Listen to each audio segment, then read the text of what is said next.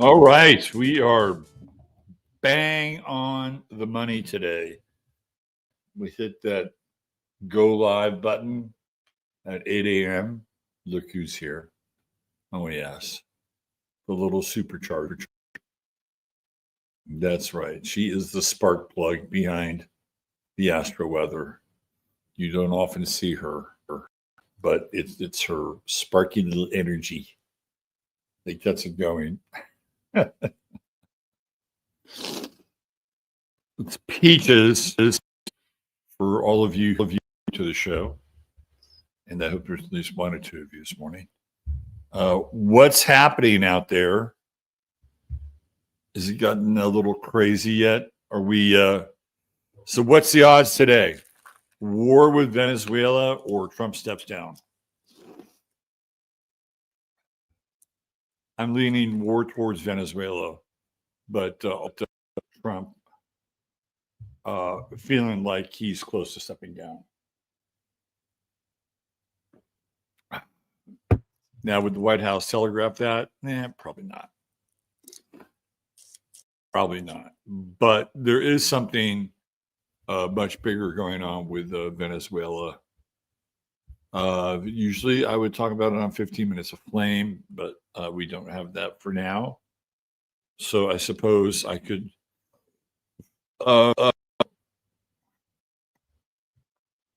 try to catch up a little bit since we got all this Aries going on with Saturn Aries and Neptune and Aries and the retrogrades.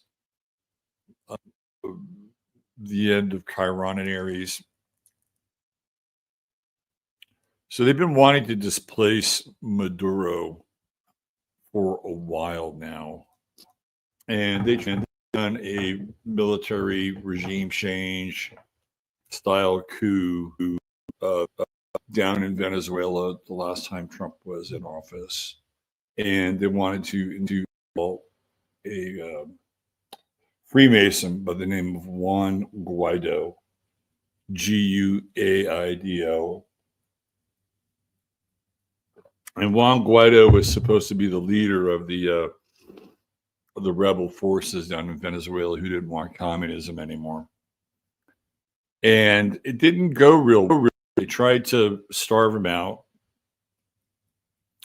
which usually happens when you want a regime change. You make it difficult for the people to eat.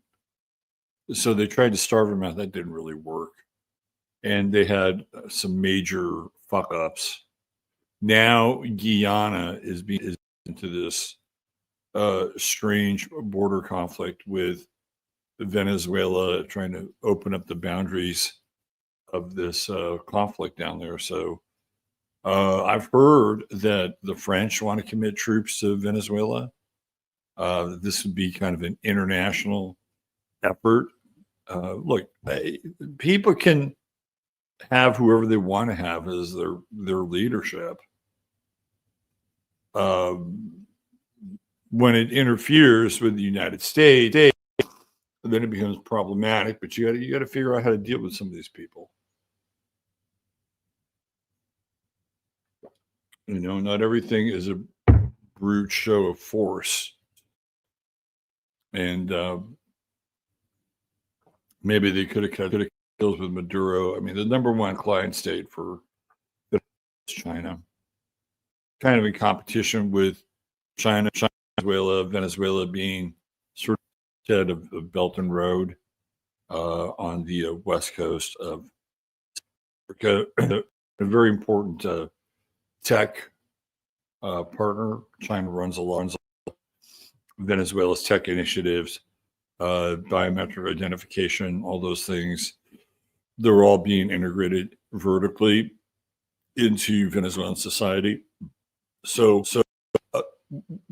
just engaged in some kind of territorial oil dispute or natural gas dispute with Venezuela. It's actually China that we're having a proxy conflict with.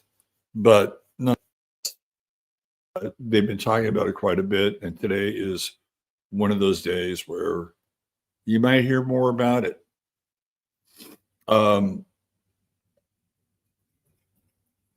Just when I think Trump is at death's door, of course, he makes a miraculous comeback, and he's ready to lead the free world once again. I do think his health is off.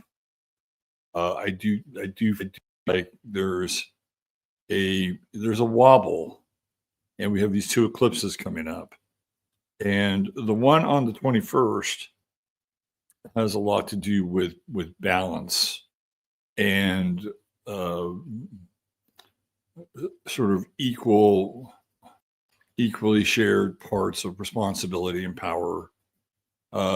That's the nature of where the sun is. Remember, it's also 28 degrees, so it's one of those really volatile degrees of the zodiac. And of course, we have eclipse coming up on this sun. So we're in the eclipse zones now, and it's going to be interesting to see how this all shakes out. With Trump, it's not a matter of if, but when. I mean, this is just from the quote unquote leadership dynamics aside. They brought in JD Vance as vice president to ultimately become president. That's his role. And his role was determined a long time ago, as these things almost always want and are to do. So you can't really fight against destiny in some ways. JD Vance is destined to be here, destined to be president of the United States. And all the backroom deals and everything that's gone into place to help create him, they're all there. They're all there. There's just a matter of like flipping a switch. And you could go back and you could look at all the other vice presidents. Like, for instance, the last nitwit we had. Anybody ever get a sense? I mean, you got a sense with Kamala that she was definitely a product of the system. You know, she was moved along at critical by critical people, mostly from California, so that could make her political ascent in times that were far more. The internet killed people like Kamala Harris. It really did. Because I grew up in the Bay Area and I was there when Kamala Harris started to make her rise. And even though I consider myself at that time overly political, it was hard not to run into her face because she was always on the back page of the society column in Chronicle. And I was like, oh, who's this? Kamala Harris. Oh, she's a district attorney in Oakland. What is she doing over here? You could see it, right? The whole Willie Brown thing. And, you know, she's just been groomed. I mean, Kamala Harris has been groomed. But being groomed and having a sense of destiny are separate things. JD Vance has a sense of destiny about him, which Kamala Harris did not, even with all of her California connections.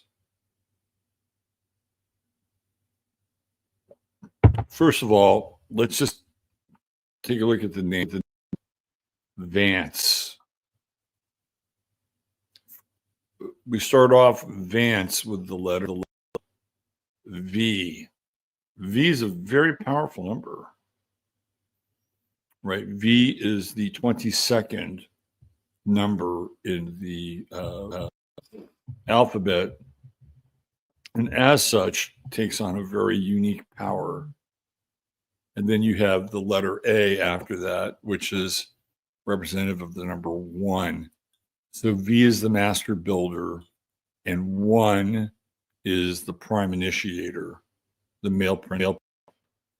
And Van sounds very much like Advance or maybe even Bromance, but there's something about the name. You know, you think of like classic presidential names, and I'm not here to hype. You know what? I just found out something. I didn't know this, but back in the day, people used to have these tobacco enemas. They literally would have tobacco enemas, and they would pump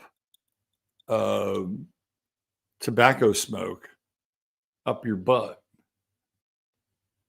for it was like a tobacco smoke enema. It's true. And there's a saying, blowing smoke up your ass. That's what it's from. People actually had smoke blown up their ass. And I felt good or had a curative effect. Right. So something there.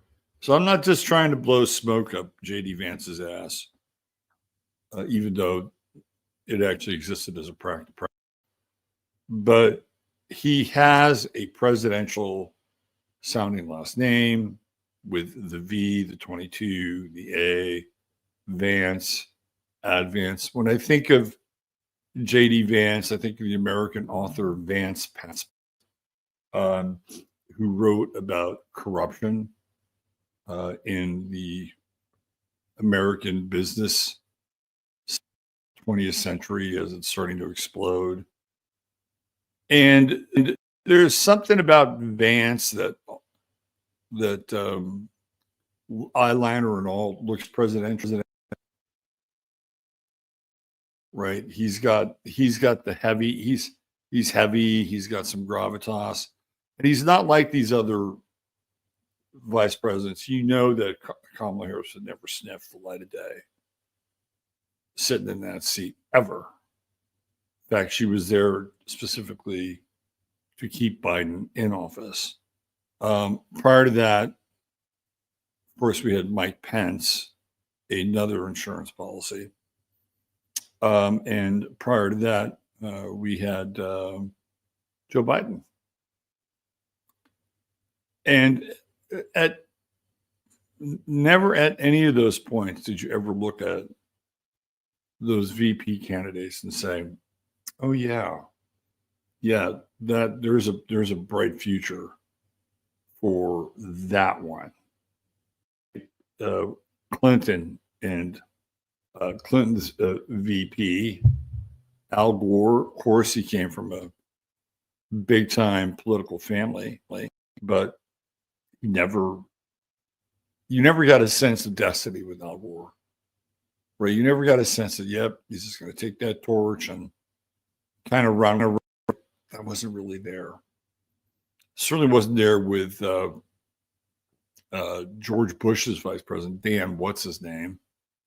I mean, he was a political favor. So when you look at somebody like JD Vance, the reason I'm bringing him up in this context is because he looks like he's being groomed. It's because he is. And that's the plan. And it's not a matter of if it's going to happen, but when it's going to happen. And that's going to be very interesting. That's the stuff behind the scenes that obviously we don't see. And you're going to have people that are on like Teal, the Teal Army. They're pushing Vance hard, and you know they have plans. The good news for them about Trump is that Trump probably doesn't understand half of what they're doing, but is being told certain things because they fit like a particular political paradigm puzzle. He's got Susie Wiles with him all the time, Trump has information jockeys, and they're like go-betweens between his handlers that he can't see and his actual day-to-day operation. And Trump believes that he has like original ideas, and I'm sure, he said, well, let's do this and let's do this, and some of the people on his staff are supportive of that, and they'll do some and things to make sure that Trump feels like, yeah, I'm still relevant, I'm still president, but I'm not sure how long it's going to last. I'm really sure about how much longer that's going to last. September feels very transitional in so many ways. September is the 9th month of the year. So astrologically, we are in a time of letting go. And eclipses sometimes can be indicative of that. It's like eclipses, if anything, feel like the hand of fate a little bit. Although I would never get freaked out over an eclipse, but it feels like that's the historical supernatural that goes along with eclipses, even though eclipses fall under signs that are mutable, or they're cardinal, or they're fixed. And under this circumstance, starting Saturday and going to the next eclipse, it'll be under a mutable sign. So there's mutability. You can't always just say, okay, well, this is fated, destined. It's going to happen this way. And it can. I mean, there are certain qualities about eclipses, just the way it is. But the mutability means that there's room for movement, interpretation, than just taking something on face value. And the power of eclipses takes a while. Like, we're kind of already in the Saturday night zone, right? And we'll be in the post Saturday night zone Sunday, Monday. So we're in this roughly week and a half before, week and a half after, 3 weeks of eclipse energy. And it takes us into on the 21st. So we're doing that half and half again, right? So the September in general is a time where you're letting go. How many times have you been in a relationship that's ended in September? A number of times for me. But then again, this is my birth month, so I do let go. This is, generally speaking, this is both in the north and the south, above the equator, below the equator. This is the number and the value of 9, which is taking a backseat to God's higher plan. That's how we deal with it, right? We surrender to God's higher plan. We may not always know where things are going or how things are going. It really brings us to the edge of our ability to control our environment. But we're in that month, right? It's like, again, it's connected to, the earth itself. Here in the north, we have our harvest time. And it's a time for the earth to let go of its fruit. Go of that apple tree. Yes, let go of that apple. Let go of those grapes bush, right? So even nature itself is part of the letting go in the month of September. And sometimes they'll fall off of their own volition, but in many cases, of course, they're picked and manicured and all the things that has to happen to get to your door. But that's part of what we're seeing, is that there's been so much effort. Like in the 9th month, right? It also is symbolic of the actual 9-month term of coming to birth, right? Like, it's a very big number. So September is an incredibly significant month, just in terms of the energy itself. And and I'm not always sometimes I do better than others, but I feel like, I don't want to use the word judged, but I feel like we're certainly observed by the universe. The universe observes how we deal with the ephemera of life, like fear, holding on, all the things that in the large sort of picture don't mean a whole lot, but in our everyday lives seem to take on much more of a sense of gravitas or volume in our lives. These moments pass and we realize in some ways how small they were and how small we are, and it's like it brings you back into the mystery of this thing. One of the things that's happened is that we've lost touch with the mystery. You know, everything is just boiled down to, well, it's just a matrix, just a holographic model of your mind. There is no meaning. You know, everything is just this sort of elastic black pill kind of, you know, holodeck that we all hang out in. And I don't really believe that. I think there's parts of it that show up that way, but there are other parts of it that aren't like that at all. And there's a huge stake in the game, and how you do respond to things matters a lot. So this is the month where it's a big month. It's a month of letting go, a month of there's even a sense of, like, when I think of Trump, we'll put Trump into the vulcanizer. When I think of Trump, let's say he's alive, kicking right, breathing, doing all the Trump things, like having a Big Mac for breakfast. What do you think? What do you think his thoughts are? What do you think his thoughts around his mortality are? What do you think his thoughts around his life, his work, his family, his offspring? Like, these are real. I think these are really, really interesting thoughts. Um, because it's pretty clear that he can't go on like 2016 Trump and just steamroll the planet. And it's pretty clear that that's the case. Even though for a man his age, the guy's got more oomph than I've ever seen. Who knows where it comes from? But he's having these discussions with himself.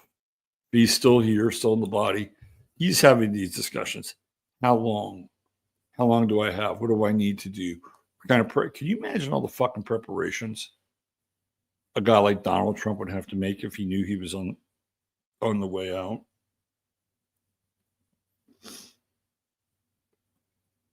Huge. Family business, all those, I mean, all that shit, right?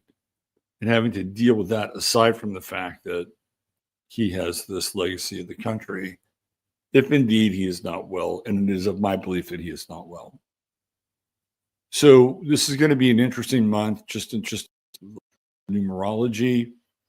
We have the number 9, September, it's fall, it's letting go. We have the 2 eclipses that happen in the sort of the most primary parts of the chart. You know, the spirit, which is Pisces, and the flesh, which is Virgo. And these eclipses show us in a lot of ways. They feel very biblical to me, these eclipses. And I'm not somebody that I would say is, I don't know, super Christian religious. But if there was an eclipse season that felt very Christian, very kind of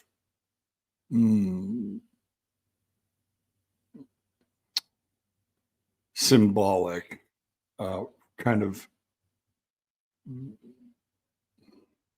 loaded with symbolism and signs, it would be this eclipse. It would be this eclipse season. Because the idea is that Jesus theoretically was born on 9/11. Oh. What are we staring down in 9 days? Yeah, 9/11. In 9/11, I believe, let me just think about this. So we have eclipse on, was it Sunday night? That's the 10th. The 11th, that's going to be really interesting. This whole 9/11 backdrop with these eclipses is going to be fast because Rudy Giuliani's hospital. He was in this weird car wreck. And it's sort of there in the background, isn't it? 9/11. It's smoldering, it's smoking. It's like there are all these things that have reared their head during the retrograde process with Mercury retrograde. 9/11 started to come up a little bit, but it'll be really interesting to just watch the chatter around 9/11 starting this week, because this eclipse is one day off of it, I believe, if I'm not mistaken. And then 10 days later, on 9/21, which is almost 9/22, which is 2 times 9/11, we have the solar eclipse. So that's interesting, particularly given the fact that Giuliani's in the hospital right now. So that's another part of this story that we're just really getting into now with Virgo. And the idea here is, I would say, speaking from experience and having a front row seat, that you need to really take care of yourself, right? Like, this is critical. You need to take care of your body, your mind, your spirit. There is so much out there right now that is demanding our attention, from family members to the stresses in our own personal lives, people dealing with their livelihoods. The health thing is critical. So, I know it sounds cliche, but we're in Virgo, and you don't want to get to a point where, you're driving your body so hard for whatever reason, extra hours or service or whatever those things are. At the end of the day, you won't be worth shit unless you are able to take care of yourself.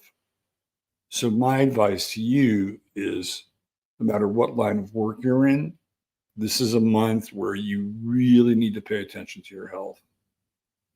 Really need, because it'll come up. That's how Virgo works, right? It's like, oh, something's not right. And then you address it, and then Libra comes in and you find the balance. You find the balance between the two. You figure out, oh, well, there's a reason why I'm in dis-ease or uncomfortable in whatever path you take, whether it's Western or non-traditional or Eastern or whatever. That's the Libra part. That's the bringing the body, the spirit, the mind. It all comes back into some level of like homeostasis, right? That's the whole idea here. So the 9th month is when we become aware of these things. And I know a lot of you are already, your own physicians, which I think is really, really good. But this is one of those months where you're just going to have to kind of double down. It feels like there's this extra load on the system. You know what I mean? That's what it feels like. The system being the world that we're living in. There's like this extra load on it, and you need to be able to pull more from it. Get your sleep. I know it's really not the easiest thing to do, but make sure you get your sleep. That's critical.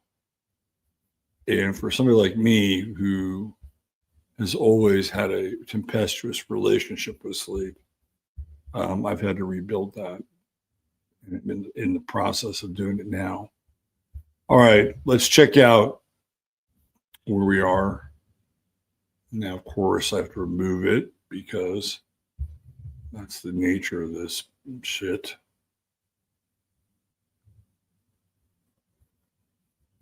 Oh, come on, remove. There we go.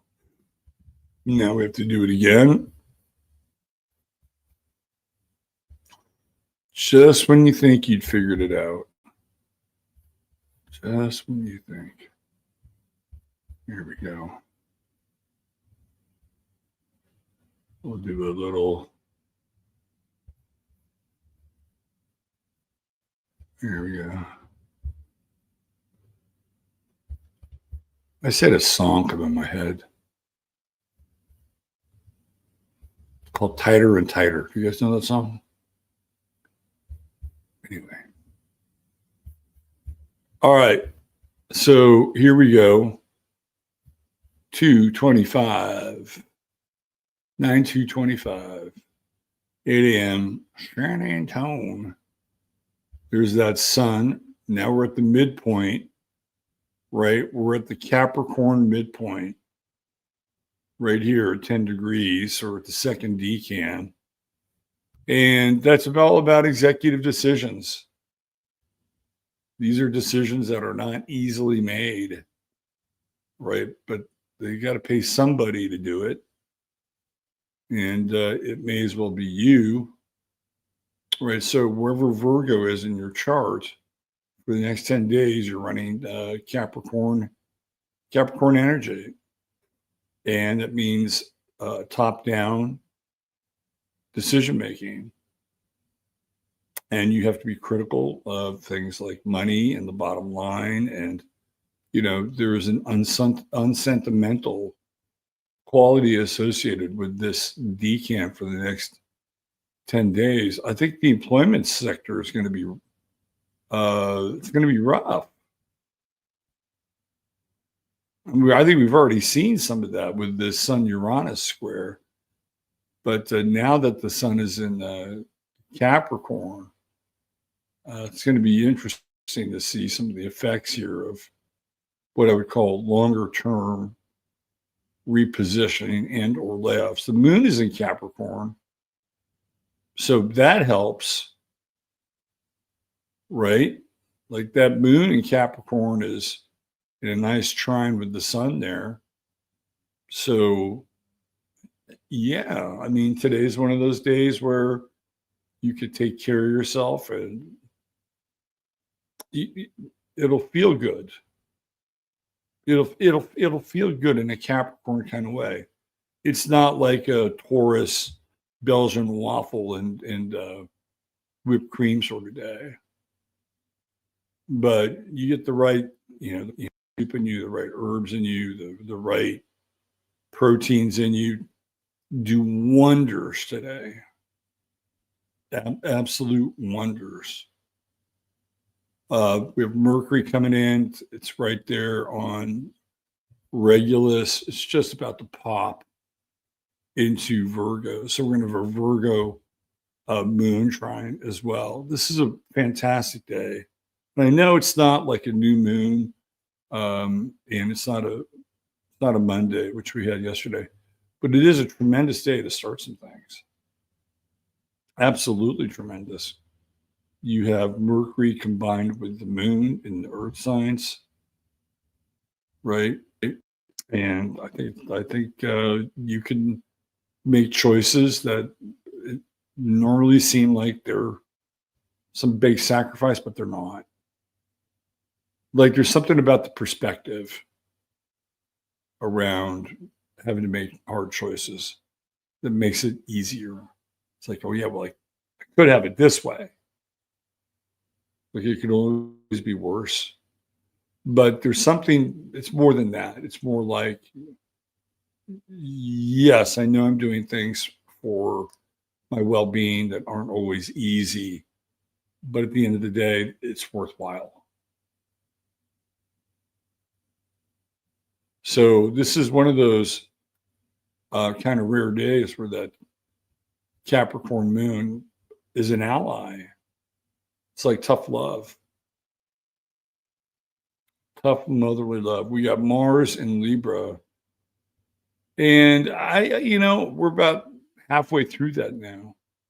So we're clearly halfway through second decan, which puts it in the Aquarian decan. And and I'm just wondering, I'm like what is going on with this whole idea of revolt and global revolt, because it does feel like in some ways we're in a very revolutionary phase, doesn't it? We keep coming back to Pluto and Aquarius and how we've I mean, we're feeling it for sure, but we haven't like gone heavily and deeply into it. Although it does feel like it's coming. But you can kind of see it line up. You can see where people are making more team-based choices, more choices based on who they want to align with, versus,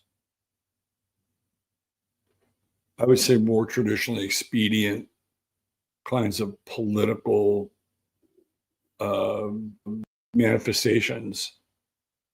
Right. Let's look at Pluto and Capricorn and how top down everything was. It was extremely top down, Pluto and Capricorn. And once they brought the DEI in, they just made DEI top down. There's something different happening. Like there's something very significant and different taking place. And when you're in the midst of a major culture shift, it is not always easy to see it or understand it. Right? We're in the midst of huge, massive cultural change. Alliances are changing. People's biases are changing. This weird version of compassionate Christianity, which seems to be the Achilles heel of the West, even that seems to be changing now. Right? We're kind of in this interesting pivot. Like the people really are awakening, but they don't want the people to fully awaken. They want the people to be put back in their place and put back to sleep, put back into a state of hypnagogia. It's not going to happen now. There's too much that's already occurred. Right? There's just, I guess they're going for what, another flotilla against Israel. That's a group, right? That is a group. That is a group of ships, and they basically daring the Israeli government to stop all of them and keep them from bringing aid to Gaza. Keep an eye on that, right? Because they're not taking no for an answer. I mean, these people are kind of relentless in terms of their push with supplies and bringing attention to that part of the world. And you could see it, right? You can see this. You can get this sense that people are no longer in alignment with the old paradigm. They're trying to be, but it's getting harder and harder and harder for that to occur. And the new paradigm hasn't really shifted yet. It will, but it hasn't really. People are just starting to stir, right? I expected maybe a little more rebellion out of Mars in Libra. Who knows? We might get some of that today, but rebellion in the U.S. has become so commodified. It's like, if you want to rebel, just wear a Shador Sanders jersey. That's how easy it's become. Just put on a Shador Sanders jersey. Saturn's got back into Pisces. And I wonder how that's going to look in terms of meteorology, rain, right? And we're going to have Neptune returning back into Pisces. And then by tomorrow, we've got that moon sextile to Saturn being in the sign, the ruler of Capricorn. So that'll be interesting tomorrow. Keep your eye on weather conditions tomorrow. Yeah. It's kind of mutual interception area, although Capricorn, Saturn's not in Cancer. It'd be more mutually receptive, I think, if Saturn was in Cancer. But we do have the moon in Capricorn and Saturn in Pisces. I wouldn't call it pure mutual reception, but the sextile tomorrow will be interesting. So keep an eye on the weather, and it's like areas we thought were finished with water.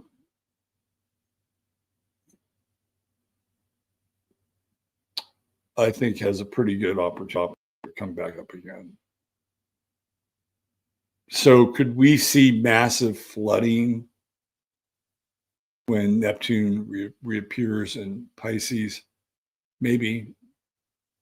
I think one of the things people are going to be flooded with is fear. That's what it feels like. There's this sort of unhinged kind of biblical superstitious fear here with Neptune going back into, it's going to happen. You're going to hear stories of people appearing who have been dead a while, right? Like I would not be surprised if somebody says, "Oh, it was Jeffrey Epstein," or there was a report that Jeffrey Epstein was spotted, or something like that. It feels very resurrectionary. Like here comes the dead, with that retrograde Pisces stuff. It's almost like these ghosts, these spirits are kind of, getting restless, jangled around. It feels almost like a plot to a 70s supernatural movie, right? Where they go to an old house, they disturb a house, or they find a sunken ship or some shit like that, right? Something that's old, they're not supposed to be, they disturb the contents, and then something comes out. This feels very much like this Neptune, Saturn, and it could all be metaphoric, right? It could be all metaphoric, but there's something here that just grabs people by their religious attention. So along with that, you get end time stuff. So between now and when they both move back together into Aries, people are going to have their toes on the edge of the ledge, right? It's what it feels like. And my sense is that there's just not a lot of control with this Neptune Saturn retrograde. What are you going to do? Is get out of the way. There's not much you can do. And here with Mercury at 29 Leo, just almost right on Regulus, the idea is to be in control. The royal eye. Mercury's on Trump's ascendant today. So I'm sure I have something very important to say. Wouldn't be surprised if it was about war. Wouldn't be surprised about Venezuela. We'll see. But that language also is masking something, right? It's the inconjunct with Pluto. It's the inconjunct with Saturn, Neptune. It's like the language of bluster is covering something up, something much, much deeper. So the more theatric, the more over the top, the higher the volume, whatever kind of communication Trump has is equal to what's beneath it, almost like an iceberg in some ways. So if you're going to get really, really big stuff, that there's big stuff happening on the other side. They're just redirecting your big stuff attention is what's going on. But today, if you can just, deal with your fear, stare it in the eye, let it go. Right. Today's one of those days where you can take some really positive steps for your health. And it's not always easy, doesn't always taste good, doesn't always feel good. But today's one of those days where you could take today and tonight, you begin to move back towards some kind of symbiosis. And it's your instincts that kind of lead you in that direction. So listen to your instincts. They're good. Instincts are good. All right. I'm trying to think if there's anything else out in the world stage that I might miss.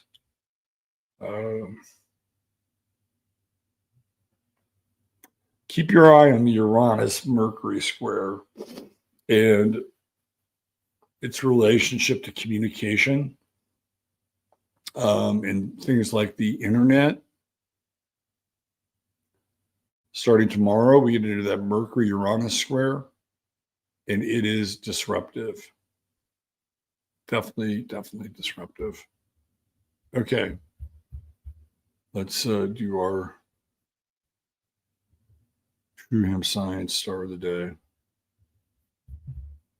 All right. Let me get back into the space here. There we go. All right.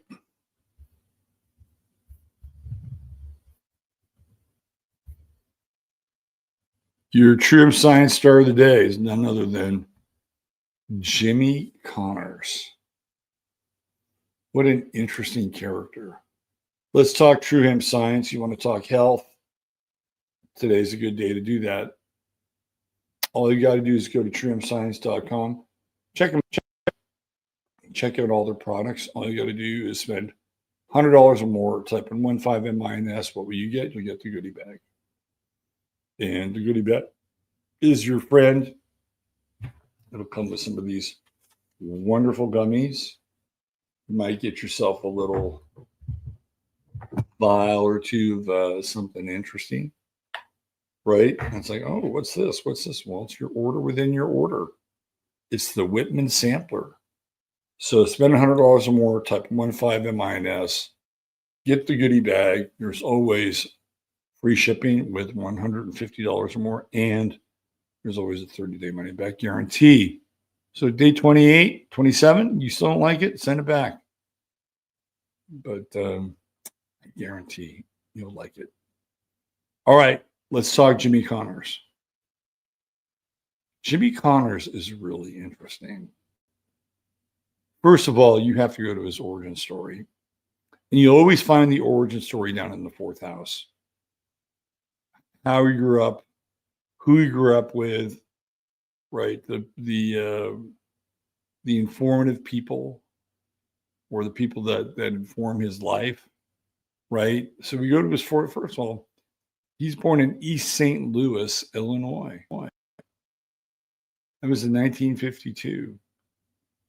Do you know what East St. Louis, Illinois looked like back then? It looked like a neighborhood in transition. Within 10 years, East St. Louis would experience white flight. People would leave, and then it would become mostly occupied by Black Americans and become synonymous with one of the most densely populated Black neighborhoods in America. This is all like just leading into World War II. You have this great diaspora of people that are leaving the South, and St. Louis is places. Jimmy Connors was raised by a single mother. I don't know much about his father, but we do know that his mother played an extremely important role. He was born on a lunar eclipse. Look at that. And his moon is in Aquarius. So he grew up in a neighborhood which at the time was okay, but probably in transition. And his mother was his tennis coach. So you have the moon right here, conjunct the true node, conjunct Juno. His mother is incredibly important to him. She herself was a bit of a tennis pro. There's no father there. There's him and his brother and his mother, and she teaches him how to fucking play tennis. And she's not your typical mother, right? She's just not your typical mother.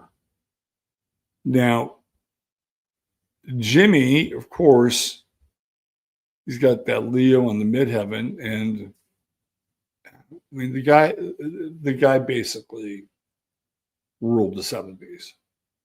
When it came to tennis, it was Connors, and I think his first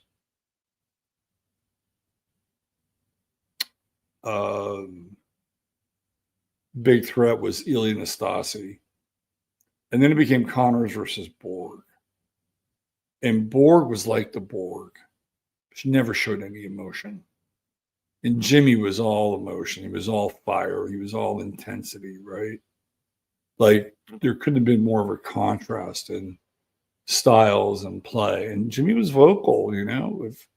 He was sort of the precursor of McEnroe. And you can see the Sun-Mercury conjunction. Actually, it's Pluto-Mercury. Sun's at 10. And he's got Pluto-Mercury at 22, 21. So he's intense. He's going to speak his mind, right? And it's in Leo. And he's on stage, like Wimbledon, Australia, Forest Hills. Those are all the stages. And his Black Moon Lilith was definitely there, right? Like he doesn't become a tennis player without his mother, right? So for men, Black Moon Lilith is the mother.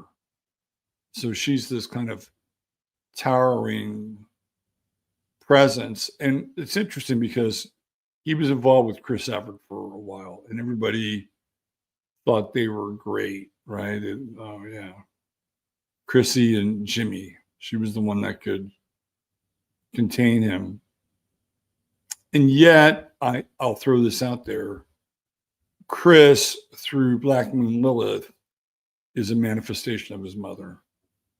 Because Black Moon Lilith are anima issues for men. And so, in a lot of ways, Chris Evert was like his mother, the tennis pro, right? So, what does Jimmy do? Eventually, he goes over here to the 7th house, where he has Jupiter and Taurus. He marries a playmate of the year. I believe her name is it Lori Murray or something like that? Gets her pregnant. And he basically drops Chris Evert for another woman, and he drops her for this pregnant playmate. Hello, Jupiter and Taurus in the 7th house. And they're still together. Right? I think they have 2 kids together.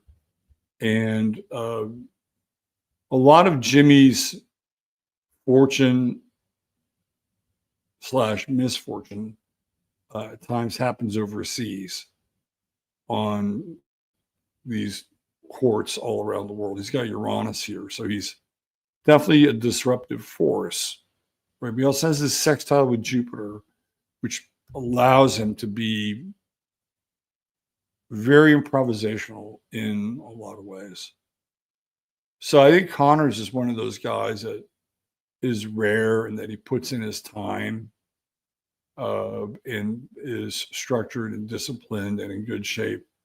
But unlike Borg, who always had like a plan, Borg always had a plan. and he would always try to execute on it. Connors was, I think, a bit more mutable in a classic Virgoan sense, that he might be able to do something a bit different. He's Scorpio rising, you can tell. In fact, he even has like Scorpio eyes, although he's definitely Scorpio rising. And he has Mars and Sag in the first house, right? So he's got a Sun Mars square. People are fighters. You got a Sun Mars square, you're a fighter. And Mars in the first house, you're going to fight. You're going to fight, you're going to battle, you're going to scrap. And that's what Jimmy Connors was known for. Jimmy Connors never gave an inch. I mean, like, this guy wasn't always likable, but look at the tennis stars who were likable. They're not even memorable. Everybody loved Michael Chang. Who the fuck remembers Michael Chang? Right? I mean, there have been some, decent tennis players, but the thing that pushes Connors over the edge is he's got that killer instinct. He's got that intensity. He's got that Scorpio rising. He's got that Mars Sun square. He's going to fight you to the very last point. Right. And once life was over, profession for Jimmy Connors, I think he settled in quite well. He's got a ranch somewhere in Central California, and they've got horses and a shit ton of money, and he's got Neptune in the 12th house. So, kind of once he stepped away, he really just stepped away. He's like, I'm good. I don't need to continue to push myself in front of other people. Right? He knew when his time was. And ultimately, at the end of the day, he's down there in that 4th house of that true node, that moon, and Juno, living the life, man. This guy's living the freaking life. He came out of East fucking St. Louis with his tennis coach mother. And through her dedication to him, fixed moon, right? The moon Saturn trine, sacrifice, moon Neptune trine. Like, she was it. And because of that, he rose to the top of his game. He's definitely a 10th house sun athlete. We know who he is. He's famous, sometimes infamous, and very intense. I do think that part of his challenge is this Chiron in Capricorn. And I wonder what happened between he and his father, his birth father, between 5 and 7. It's a critical moment for Jimmy Connors in his life, where he's just starting to move into the socialization. And he goes through the Chironic crisis during that time, right? And eventually he's going to have to figure this thing out, because he has Saturn and Neptune both squaring Chiron. He's going to have to resolve whatever happened to his father, right? Because we know the mother.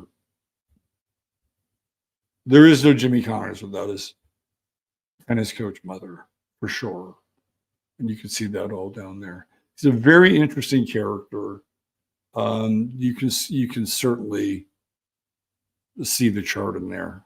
He even going after the pregnant playmate of the year. How much more fertile do you get than Jupiter and Taurus in the 7th house, trining Venus? It's like, yeah, I'll take the pregnant playmate. I just think that ultimately he knew that Chris was going to be kind of an extension of his mother down here, but not in a good way. And look, she wound up with Greg Norman. Everything worked out fine.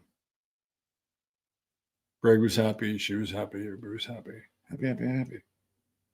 Jimmy Connors, a great tennis player, and I think a very worthy star of the day. All right. That brings us to the end of today's weather. Remember, we're in September, and Not everybody's going to be a Rock of Gibraltar month. Just keep that in mind. It doesn't mean that you have to be their Rock of Gibraltar. Just keep that in mind. And people that you think have been very important to you and your process in your life. You may see some of those people undergo some significant tests this month. So, hold the space for them. Your job isn't to fix them. Just remember that. Your job is not to fix them. It's to be there, be present. And if you have something to offer, then you can do that. It's going to be a very interesting month. And today, I expect the talk to be about Venezuela and all the great things that are going to happen once they kick Maduro out. But keep your eye on Trump. I don't think this thing is over. They have a long-term, short-term plan. Short-term plan, you get JD Vance in as quickly as possible.